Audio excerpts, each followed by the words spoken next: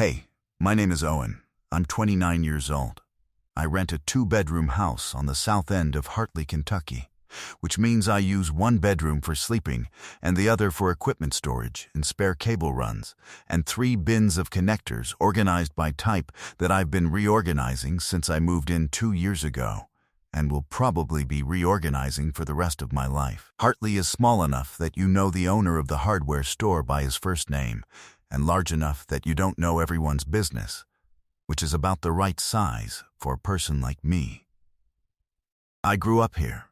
I left for a few years after high school, ran sound for a touring production company that moved from venue to venue across the Midwest, and taught me everything I know. Then, the touring got old and home got easier, and I came back and started working for a local AV company and eventually went out on my own. What I do for a living is install and maintain sound systems. Event halls, school auditoriums, community centers, churches mostly. A lot of churches in Hartley, more per square mile than you'd expect.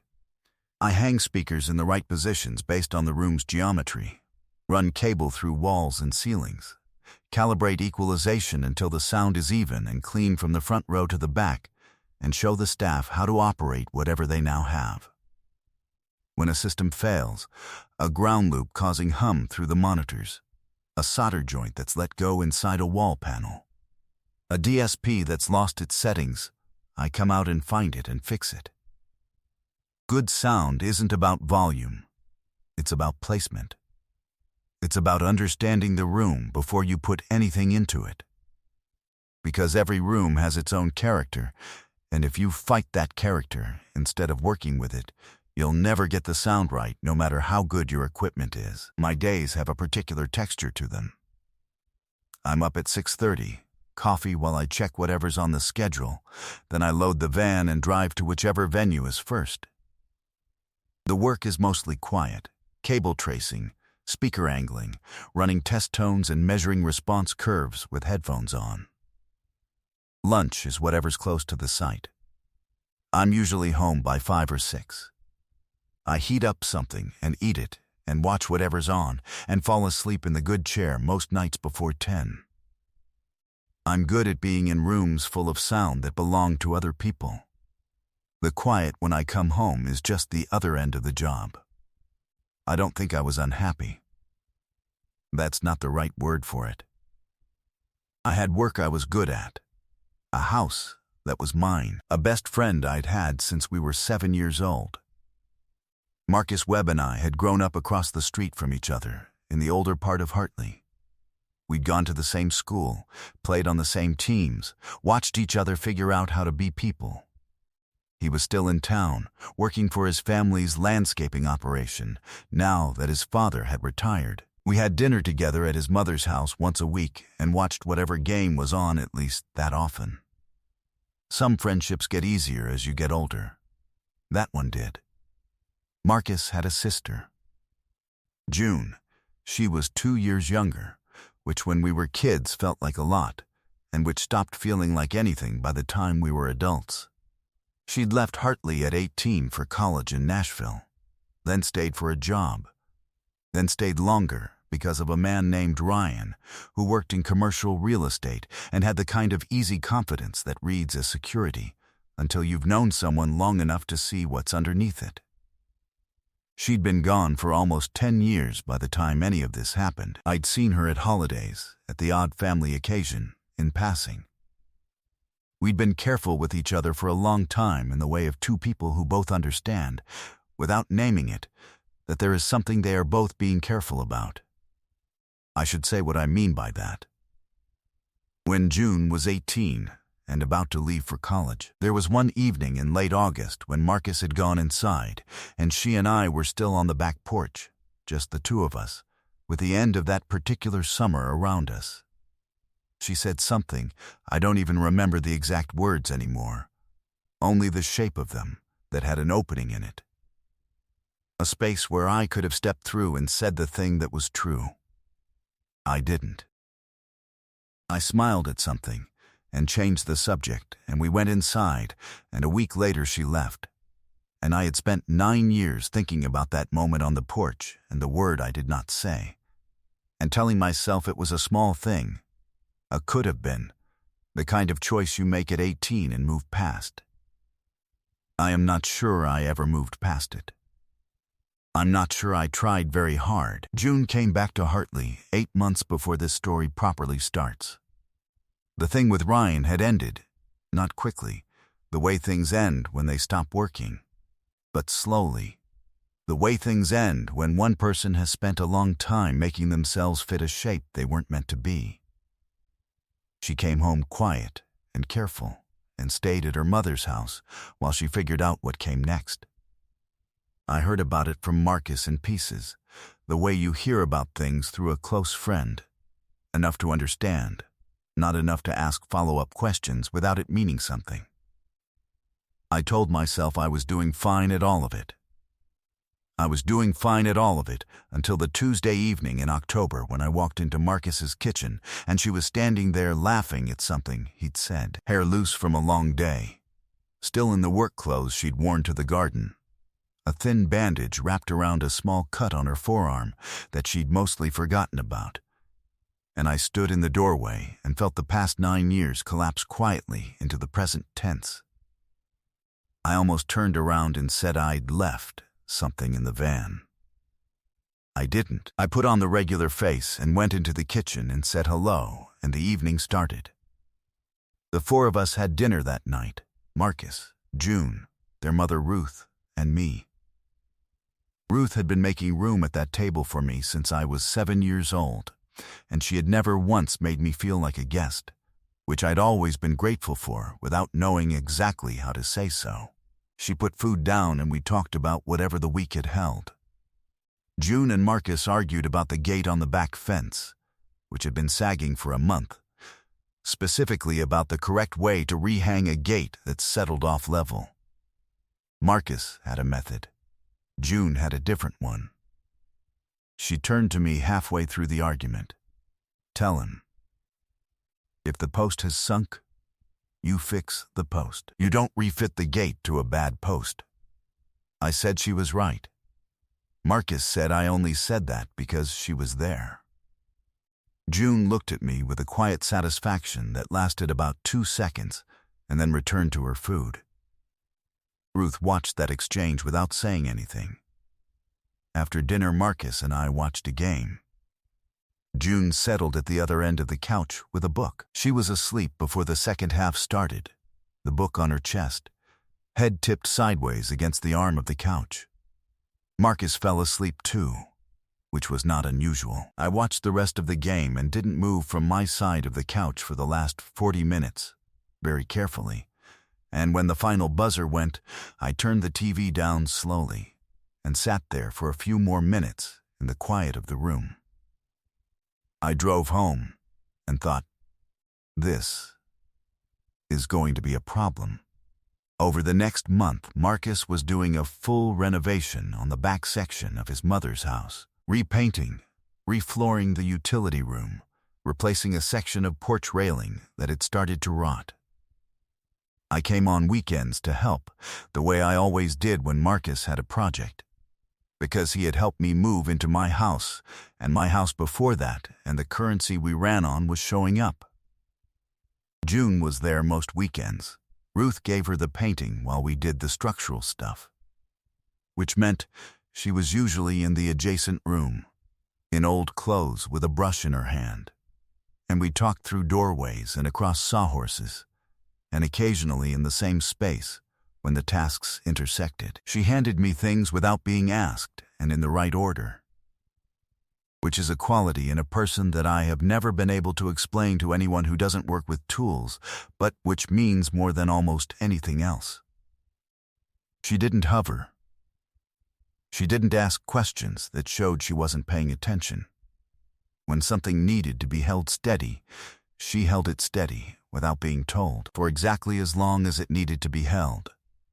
And when it was done, she went back to what she'd been doing. One afternoon, I was on the porch roof replacing a section of fascia board, and she came up the ladder without announcing she was going to. sat on the edge with her feet on the top rung, and started handing me nails from the box I'd left up there. I asked what she was doing. She said, "You kept coming down for nails. That's a lot of trips." I looked at her. She handed me a nail. I turned back to the fascia. We worked like that for an hour. She knew without my telling her when I needed a nail and when I needed a moment to measure. And she was quiet during the measuring and there when I was ready. When we came down, Marcus was standing in the yard looking at us like he had no idea what to make of it. And June walked past him into the house and said, "Fascia's done." And that was that. One afternoon I was replacing a section of the porch railing, and she came and sat on the step nearby with a cup of tea, done with the painting for the day. She asked how I'd gotten into sound work. I told her the honest version, the touring company, the way it felt when a system came on right for the first time in a new room. I said, "There's a moment before the first rehearsal or the first service where you power everything on and the sound fills the space, and you know whether it's right or not. Not good enough. Right, and either it is or it isn't, and you've done everything you can to make it be, and then you find out." She was quiet for a moment. "I like that you know the difference between when something's right and when it's just working." I kept my hands on the railing. "They're not the same thing." "No," she said. "They're really not." I thought about that sentence on the drive home. I thought about it for several days after. She told me about Ryan one evening when Marcus had gone inside to take a phone call and we were cleaning up the porch. She didn't use the word I would have used. She said, "I kept making myself smaller to fit what he needed." Over time. You don't notice it happening all at once. And then one day I looked in the mirror and I didn't recognize the size I'd gotten. She said it matter-of-factly, the way you say something you've said enough times to yourself that the shape of it has gone smooth. She wasn't asking for anything. She was just saying the true thing. I didn't offer anything in return. There was nothing I could say that was worth the space of what she'd just said. She seemed to understand that, or at least to not need me to fill it.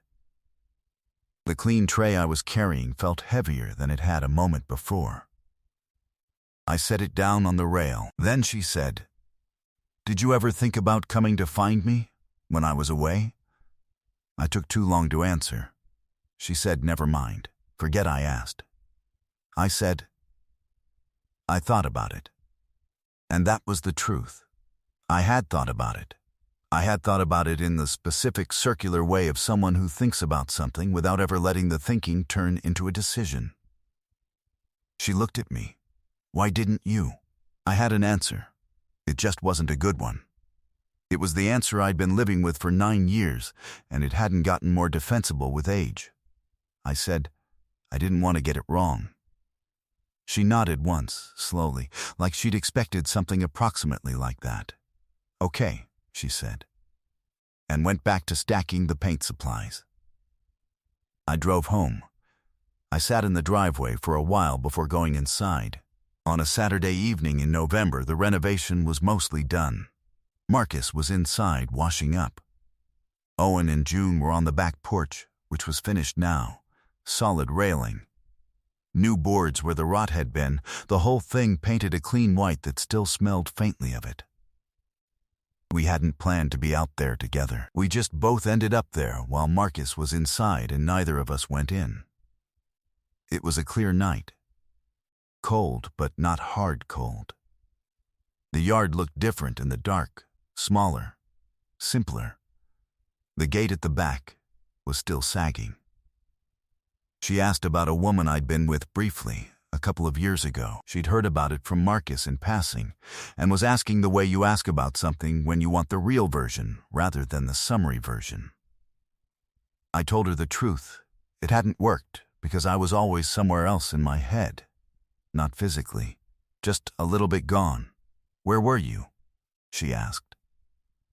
I looked at the gate. "Here," I said. meaning Hartley, meaning this yard, meaning, without saying it, the back porch on an August night 9 years ago. She was quiet for a long time. Then she leaned over and straightened the collar of my jacket.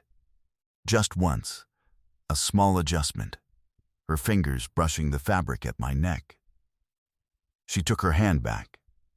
Neither of us said anything about it. Marcus came out a few minutes later, and the evening continued.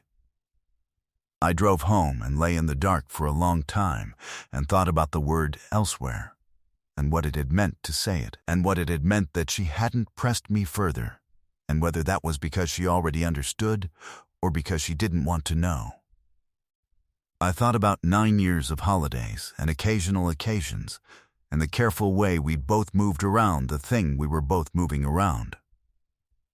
I thought about the word smaller, the way she'd used it, the precision of it, the specific kind of damage it described. I thought about the fact that she had come back to Hartley and was rebuilding herself, and I was still, after 9 years, standing at the edge of the same porch. I did not sleep well that month. 3 weeks later, Marcus called me on a Tuesday morning. He said Ryan was in town. He said it the way you say a thing you're not sure how to say, directly, quickly, and then nothing else after it, like he was watching to see what I would do with it. I said, "When did he get here?" "Yesterday. He's staying at the Millbrook Inn out on the highway." "He wants to talk to June." He paused. "She called me last night." "What did she say?" "She said she wasn't sure yet." I had a job that morning, a church on the north end of town, speaker repair on the rear array. I finished it. I drove to the hardware store for a part I needed for the next job. Ryan was in the hardware store. He was looking at wood stain with the particular ease of someone who is comfortable in any room, because he has decided in advance to be comfortable in any room. He saw me, and his face arranged itself into a friendly expression. He introduced himself. He knew who I was. June had apparently mentioned me as Marcus's best friend, which was the accurate and limited description. He was taller than I expected. He wore a jacket that cost more than my monthly equipment budget. He said he was glad to finally meet me, that June spoke well of me. He said it completely naturally, which was the thing I noticed most. He was not performing pleasantness. He simply had the kind of ease that comes from a life where rooms generally go the way you expect them to. We talked for 2 minutes. He was perfectly decent. He left. I stood in the hardware store aisle and looked at the shelf for a moment before I remembered what I had come in for. The thing about Ryan was that he didn't need to be a villain to be a problem. He was simply a man who had already decided what he wanted and was prepared to be gracious and patient and persistent in the direction of getting it. I had installed enough sound systems to know that a signal that's already in the room, even a weak one, even one the listener isn't sure about, is harder to displace than a silence. And I had offered June exactly a silence for 9 years. That was my own work. I couldn't be angry at anyone for any part of what came next. I told Marcus that evening. Marcus sat with it and then said, "What are you going to do?" I said, "It's not my situation." Marcus said, "Owen." And then nothing else, because Marcus and I had been friends for 22 years, and that was sometimes all that needed to be said. A few days later, June had dinner with Ryan. I heard about it from Marcus the next morning, not from her, and my hand stopped moving on what I was doing for a moment when he told me. I was at the kitchen table with a soldering iron in one hand and a half-repaired connector in the other, and I just stopped and looked at the wall, and the soldering iron cooled off, and I had to reheat it. On Thursday, I was doing a sound install at Ruth's church, a new monitor system for the choir. Ruth came in while I was running cable through the front pew risers and sat in her usual spot, 3rd row from the front on the left side, and watched me work. I'd done sound at this church before, and Ruth had always been there when I arrived. and had made tea twice and asked good questions about how the system worked, because she was the kind of woman who wanted to understand the thing, not just use it. She watched me for 10 minutes. Then she said, "You know what your trouble is, Owen? I kept running cable."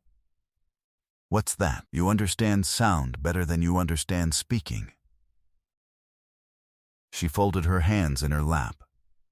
"You know how to make every voice in this building carry from that speaker to the last row. You've done it in how many rooms now?" "A lot of rooms," I said. "But you have not done a very good job with your own voice." She said it completely plainly, the way she said every true thing, which was why people listened to her. "I've been watching you for years. You know what you mean to say. You know it very precisely. You just won't open your mouth and say it." I looked up from the cable run. She was looking at me with the expression she used when she was not going to back down from a thing. "I know," I said. "I know you know," she said. "That's what makes it so hard to watch." She picked up her Bible and read quietly until I was done with the rough-in. She made tea. She asked about the monitor coverage pattern and whether there would be feedback risk if the choir director stood between the monitors and the main array. I told her there wouldn't be. She thanked me and left. I drove home and sat in the kitchen and thought about signal. About what it meant to transmit something.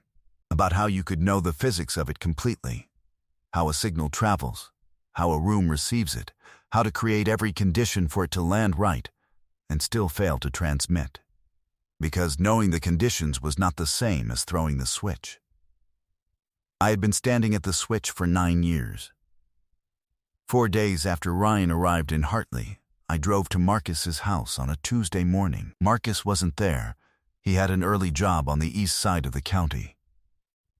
Ruth was running errands. June was home alone. I'd known she'd be there. I had not told myself what I was going to say, exactly, but I'd spent the drive over thinking it through. I knew the shape of it. She let me in, and we went to the kitchen, and she put the kettle on, and I leaned against the counter and started saying something about the porch. Something about a hinge on the back gate that Marcus still hadn't fixed. A hinge I could fix in 10 minutes. Which was a way of being in the house without stating why I'd come. I was 2 sentences into the hinge when she set her cup down on the counter without turning around, and in a voice that was very quiet and very steady she said, "I always hoped you'd pick me." I went completely silent. Not from surprise. Not from not knowing what to say. I went silent. Because that sentence was so completely and precisely true to the thing I'd been carrying for 9 years that hearing it out loud in the morning light of her mother's kitchen made the room feel different. Like the acoustics had changed. Like I was suddenly in a space I had no measurements for.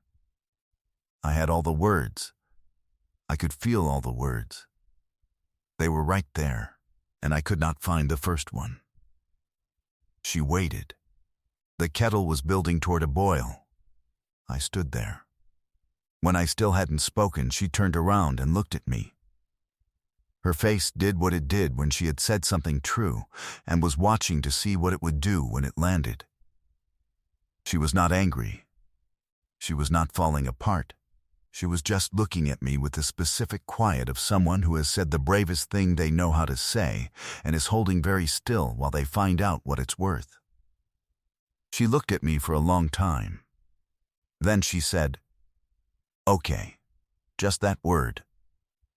And she turned back to the counter, and I heard the kettle click off, and I picked up my jacket and I left.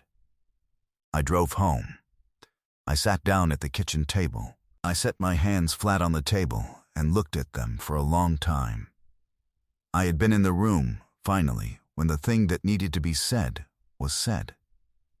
She'd said it. She had done the thing I had not been able to do in 9 years, and she had done it cleanly and without drama, and all I had needed to do was say anything back. And I had produced nothing. Dead air. The worst thing there is. I am very good at understanding why dead air happens. I can diagnose it in a room in 10 minutes. A failed connection, a muted channel, a DESP that's lost its output routing. I can find the break in the signal path and correct it. That is my job. And I was sitting at my own kitchen table, having just let the most important transmission of my life drop completely. And I knew exactly why. It wasn't a failed connection. The connection was fine. It had always been fine. I had just never thrown the switch, and when she threw it for me, I was so unprepared for the signal to actually go that I stood there in total silence and let it die. I deserved every bad feeling I had over the next 3 days. Marcus showed up on Wednesday night. He knocked and came in and took 2 beers out of my refrigerator without asking, because he had been doing that since we were 22 and had stopped asking around the same time. We sat on the back step. It was cold. We didn't talk for 10 minutes. Then Marcus said, "She told me." I said, "I know she would." He drank from his beer. "I've known for a long time. About both of you." He looked at the yard. "I kept waiting to see which one of you was going to do something about it." He paused. "I figured it would probably be her, eventually. She's braver than you about this stuff." I said, "I know that." You went silent. Yeah, he looked at the yard a little longer. "Then, you know I've thought about this. Whether it would be weird. You and me, you and her." He turned the bottle in his hands. "Here's the thing, Owen. I've been your best friend for 22 years. I want you to be happy. I want my sister to be happy. If those 2 things can happen at the same time, I'm not going to be the reason they don't." He drank. "So what I want to know is why. Why'd you go quiet?" I looked at the dark yard. The tree at the back that Marcus and I had climbed as kids, the branch we'd broken that his father had never fixed because he said it built character. "Because what she said was too true," I said. "I've been carrying that thing for 9 years, and I've gotten very good at carrying it quietly. And when she said it out loud, I lost my footing for a second. I knew what I wanted to say. I just couldn't find the way into it fast enough." Marcus was quiet, and by the time I found it, she was already looking at me like she expected nothing, I said, and I still didn't say it. "Which is worse?" "Yeah," Marcus said, "it is." He finished his beer. "So, go say it." I went the next morning. I didn't plan exactly what I was going to say this time, because the last time I'd planned it, I'd ended up talking about a door hinge. I drove to the house and knocked, and she came to the door in a coat because the house was cold in the mornings, until the furnace caught up. She looked at me and waited. She did not make it easier, and she did not make it harder. She just opened the door. We went to the kitchen. She stood near the counter. I stayed near the doorway, and I said, "The reason I went silent was because what you said was the most exactly true thing anyone has ever said to me, and I'd been holding it for so long that hearing it out loud in the open air, I lost my footing for a second. That's not an excuse. I should have said something. What I should have said was that I have been picking you since before I knew that was what I was doing." She looked at me. "I should have said it that August on the porch, 9 years ago, when you left an opening and I stood there like I had nothing to offer. I should have said it every time I drove back from a holiday at your mother's house thinking about what didn't get said. I should have said it the day you came back to Hartley and I walked into this kitchen and felt the last 9 years collapse. And I should have said it when you said it first, because you were brave enough to say it, and I owed you the same thing back immediately." I stopped. "I'm saying it now." She was quiet for a long moment. The furnace clicked on somewhere in the house. The morning light through the window over the sink had turned from pale to proper yellow. "You always do that," she said. "You take the long road to the thing." "I know. That night on the porch," she said. "You knew then. Yeah, why didn't you say it? I was 20, and I was scared I'd get it wrong. I looked at her. I got it more wrong by saying nothing. I understand that now. She was quiet. She pulled the coat a little tighter, not from cold. I meant it, she said. What I said. I've been hoping that since I was about 19 years old. Through the 10 years of being somewhere else, and the relationship that made me smaller, and the coming home. She looked at me directly. You can say it now. I said, I pick you, June. I've been picking you since before I had the language for it. She crossed the kitchen, and I held her. And I could feel her exhale against the side of my neck, and neither of us said anything for a long time, and the quiet was the right kind. The kind that isn't empty. The kind that's there, because everything that needed to be said has been said, and what's left is what's on the other side of the saying. The gate at the back of Marcus's yard still sagged through December. In January, I rehung it. Properly, I checked the post first, which had sunk about half an inch on the latch side, reset the footing, and then refit the gate once the frame was right. June had come over while I was doing it and leaned on the fence and watched and said nothing until I was done. I swung the gate twice. Clean, level, no drag. She said, told you. I said, you told Marcus, not me. She said, same thing. I couldn't argue with that. Ruth's choir had their first Sunday with the new monitor system in February. I sat in the back row and listened from there, the way I do with any room I've worked, from the place that tells the truth about whether the sound arrived right. It did. Ruth caught my eye from the third row on the left side and gave me the nod she gave when she had judged something to be good. I drove home afterward and thought about what she'd said to me in that church in November, in the pew with her hands folded, about knowing what you mean to say and not opening your mouth to say it. Ryan went back to Nashville in early January. June had told him what she told him, and he had gone. That was the whole of it, or the whole of it that I know. Marcus finished the renovation in March. The porch is straight and solid, and the railing doesn't move when you lean on it.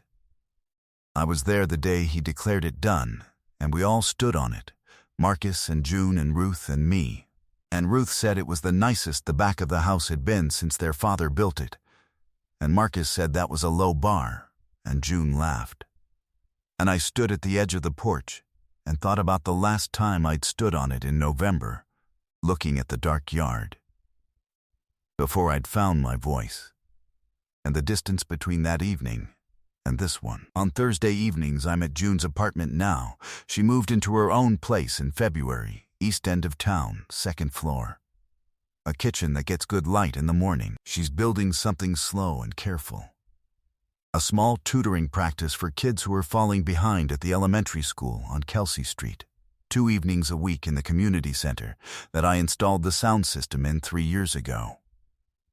Which means when she's doing her sessions, I sometimes come by to check the equipment, and she gives me a look that says she knows exactly what I'm doing. The tutoring is growing. She has 7 kids now. She talks about them at dinner, with the specific enthusiasm of someone who has found work that uses all of them, not just the parts that fit a shape someone else needed. She cooks on Thursdays because I cooked the first 3 times, and she said it wasn't right that I always cooked. I don't tell her that her cooking is barely adequate, because she would agree with me immediately and find that funny and then do it anyway. I fix things in her apartment on the occasions she lets me. A drawer that bound in cold weather. A bathroom fixture that dripped. A loose connection in the overhead light that caused it to flicker. She watches me do these things from whatever doorway is nearest and says something dry and specific about the quality of my work. And I say something in response, and neither of us is talking about the drawer or the fixture. That's become a language between us. It works better than the previous language, which was 9 years of saying nothing at all. The apartment has a window that sticks in the cold because the frame has swelled. I've told her twice I can fix it in 20 minutes. She says she'll let me know. That window will take about 3 more weeks to escalate to the point where she calls me about it. I have the right part ready in the van. I spent the better part of a decade making sure that other people's voices traveled correctly, that what someone said in the front of a room arrived intact and clearly at the back of it. I had calibrated more systems than I could count. I understood the physics of it, signal, transmission, the room's own character, and finally the moment when you stop checking conditions and throw the switch and let the sound go. But I had been standing at my own switch for 9 years, waiting for conditions that were never going to be more perfect than they already were, and the signal I'd been holding had not traveled a single inch. She threw the switch. She said it first.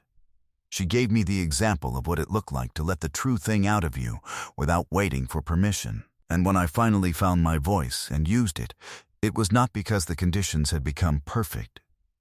It was because she had made them perfect already, 9 years ago on a back porch in August. And all I had ever needed to do was stop standing there and speak.